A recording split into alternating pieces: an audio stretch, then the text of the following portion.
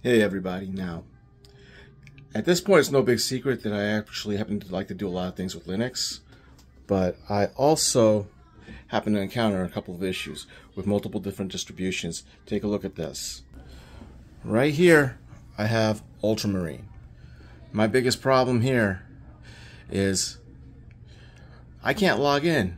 There is no access to a keyboard on a tablet, and the operating system's not helping. This is Bodhi Linux.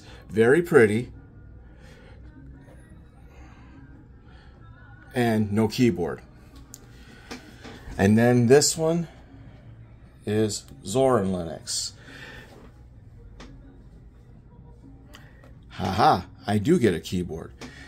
Now, the reason why I'm bringing this up is that a lot of people like different distributions, but on a tablet, you're not guaranteed to have access to be able to get in, even if you can do a lot of good things with it once you finally do get in. If you have any distributions that you want me to look into to see if they'll work on a tablet without the use of a plug-in keyboard or mouse, let me know. Just hit me in the comments and I'll give it a try.